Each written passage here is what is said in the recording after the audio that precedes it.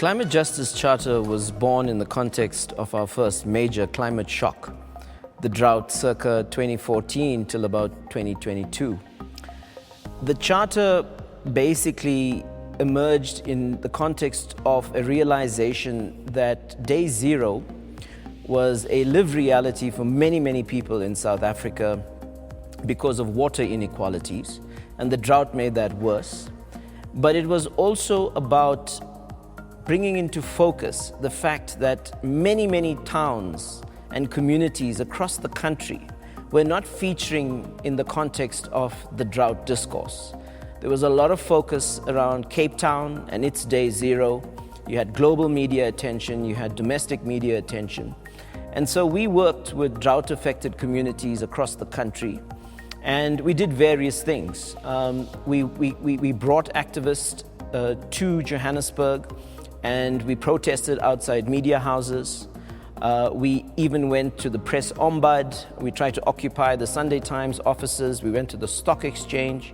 We occupied the South African National Editors Forum offices.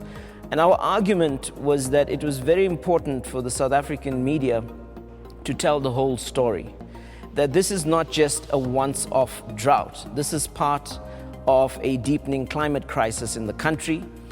In addition, it was important for the media to kind of focus more broadly and to recognize that there were many people suffering the injustices of this drought. Food prices were also going up, and we had a bread march through the streets of Johannesburg in 2016 together with unions and communities to draw attention again to the deeper systemic connections, drought, high food prices and climate. And so again, we wanted the media to take all of this on board. But in that process, we also realized that South African society itself wasn't making the connections to this worsening problem. And so we started a process of dialogue with constituencies. In 2019, we convened constituencies at WITS University. We met with labor unions, we met with children and youth activists, SANEF and journalists. We met with social justice organizations. We met with faith-based organizations. And in that context, we grappled with various questions. Where is South Africa in terms of understanding the climate crisis? Where are we in terms of understanding the disproportional and unjust impacts of climate shocks? And what are the systemic alternatives we need to be considering as a country? Those conversations were deep dive conversations, and they threw up what you see in the Climate Justice Charter.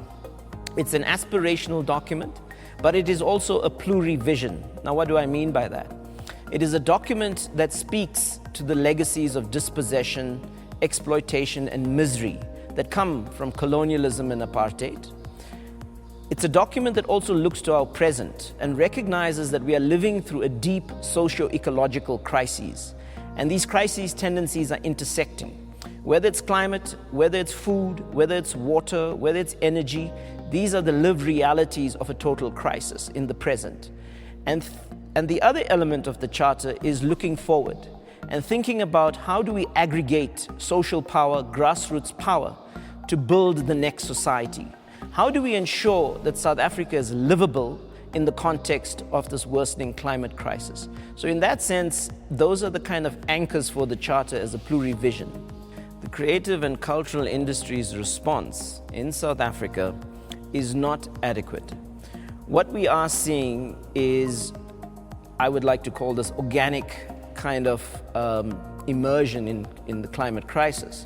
You're seeing this in performative, street-based theater, if you like, during our protests. You're seeing some of it emerge in the context of some of the playwriting that's happening. Mike van Graan comes to mind, for example. But it is not mainstreamed. We are still consumers of marketized culture in South Africa. Our cultural activists, producers, makers, meaning makers, are really not mainstreaming the climate crisis. We are not connecting the dots. We are not bringing it to the fore when shocks happen, like our flooding in Durban, some of the cyclonic fallout we've had from shifts in the Indian Ocean, etc. We are living in a world of climate extremes and a new planet. And our cultural producers, intellectuals, intelligentsia, we are not being able to bring this all together. So there's a lot of work to do on this front. I really think that we have to think deeply about the climate problem. Some people call it as a wicked problem. Some people call it a systemic problem. This simply means that it affects everything. We have been dependent and addicted to carbon in this country for over a century. It features in every part of our lives. We are also not an ecologically conscious society. We waste most of our resources. We take water for granted, for instance, but yet we're a drought-prone country. We take the food on our plates for granted. We take energy for granted, cheap coal. So we really have to connect all of this up and understand that cultural practice has to increasingly foreground the connections. So let me break this down more concretely. I think what is at stake in all of this is how do we live as human beings in nature? We need a new conception of the human. It's a very serious question. It's a very serious challenge. We need our cultural intelligentsia, practitioners, meaning makers to take on board this challenge in the context of a heating world. We need them to help us end the war with nature. We need them to help us think about how do we become ecological beings. We're running out of time, and so this cultural practice has to come to the fore on many, many fronts. Now, we're living in a visual culture, and that means that we can very easily reach people with a lot of creative intervention. We've seen internationally some movie making that has become, if you like, global kind of points of reference around this problem. Ai Weiwei is a very interesting example. His movie Human Flow, some of the work that Attenborough has been doing of late, acknowledging the climate crisis, etc. We need more cultural production in this country that brings those kinds of issues front and center. We need playwriting, we need movie making, we need art, we need photography, we need every medium that we have that can help us understand what it means to be an ecological being. What does it mean to live in a world that has to, if you like, end the war with nature? So I think the one thing that's important is to really also uncover ecological practices that have been in our societies for a very long time. Colonialism and apartheid erased or tried to erase a lot of that. Let me give you an example of food practices. Now, a dominant food culture attempts to make diversity extinct. We are meant to eat mono diets. But if you look at food practices in this country, people have been eating indigenous foods within different biomes and ecosystems for a very long time. Our oceans is a very good example of that. Thousands, probably millions of people in our country depend on the ocean's commons. And they've learned over time to harvest the benefits of the ocean in very, very sustainable ways. They've gone into forests, what's left of them, they've gone into ecosystems, and they've used resources in a way that does not undermine the commons. They've used it in a way that reproduces life.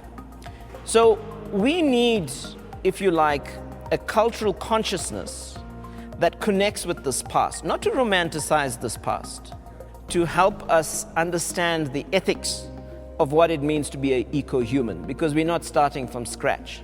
Our ancestors, our ancient peoples in this cradle of humanity had that kind of ethics, and we need to bring it back. They had ways of living that we can learn from for our new modern contemporary context. I think in addition, what is very, very important is if you look at international frontline struggles today in the world, if you look at the Amazon, for example, if you look at anti-pipeline struggles. Indigenous peoples, whether it's in the Niger Delta, whether it was Standing Rock in the United States, indigenous peoples are standing at the front lines to stop the spigot, the oil, coal, gas spigot in many, many parts of the world. And they bring to that a certain dignity when they march to centers of power. They wear their cultural garb. They present themselves as whole human beings. I think what's interesting there is this diversity of us as humanity. We are not all just meant to be subjects of the market. We're all not just meant to be consumers, homo economicus, if you like. And I think this is very, very important for us to unearth, this diversity, this richness of who we are as humans. Maybe the final point I can make is that it's very, very important for us to also think about cultural production in non-commercial ways. What we are facing requires a national conversation. It requires a conversation in our schools, in our universities, in our workplaces, in all the institutions that hold this country together. We cannot have culture that is exclusive. We cannot have culture that has a price tag to it. We need culture that is posing the deep and profound and serious questions that we are facing, but in a way that is accessible to everybody. And so this is again a very important challenge for how we cooperate, how we engage in meaning making, how we hold up this mirror to our society and our country. Over the past 3 decades of multilateral negotiations, the climate issue has been a scientific problem. It's been something that scientists have kind of brought to the fore. It's been something that scientists have been trying to communicate. And we've generally had failed political leadership. But of late, since 2015, when we've all started living on a new planet, when we overshot 1 degree Celsius since the Industrial Revolution, there is a planetary awakening going on. And increasingly, you are beginning to see blockbusters, Don't Look Up, very important movie for our contemporary world. It is actually a placeholder. It's not about a meteor or a comet coming to our planet. It's actually about the climate crisis. That's one example. We've also seen local, decentralized meaning making. Activists getting online and using social media very, very creatively to tell the story of frontline shocks, whether it's cyclonic impacts in various parts of the world, whether it's flooding in different parts of the world, whether it's droughts, etc. You are seeing kind of cultural production happening at those front lines. So activists and frontline victims of climate injustice, whether it's at the front lines of cyclonic impacts, heat waves, droughts, floods, the live bodies there are trying to communicate with all of us. And if you look closely, there's amazing cultural production happening in those spaces. People are getting onto social media, whether it's presenting the world with photography, whether it's presenting the world with small mini movies, whether it's presenting the world with memes around what's happening. There is a frontline climate justice, creative activist practice happening. And I think this is very, very important for us to also mainstream and recognize. I also believe that what we also need to engage with in very, very serious ways is where do youth and children fit into all of this? And I think there we are seeing some very interesting displays of, if you like, future making amongst young people. And they are doing this in ways that either takes the form of poetry, or it takes the form of dramatization on streets, or it takes the form of telling stories, and so on. And I think the youth that are conscious, that are awake, and we've seen this emerge from 2018 onwards with Greta Thunberg and Fridays for Future, but it's more than that as well. Young people beginning to connect things up, beginning to think about their own futures. and they want to tell existential stories. And not all of this is just about despair. Not all of this is just about hopelessness. A lot of this is about where can we go to? What kind of world do we need to make? And so on. And I think this imaginary is very, very important. It is very, very valuable. And again, there's a need for an intersection with established cultural institutions, practitioners, etc., to work with young people to mainstream their stories. We have a history of resistance, art, and culture in South Africa. And so we're not starting from scratch. If you look at rock art was an attempt to claim the right to tell in South Africa. And it goes back a few thousand years. And if you look at colonial encounter rock art, it really is about trying in a moment to capture the emergence of something new. Now, of course, we can't use the aesthetics that we have in our present day world to understand this rock art. But the right to tell was first, in my view, expressed through rock art. And over time, in the history of struggle in this country, we've seen that right to tell being affirmed.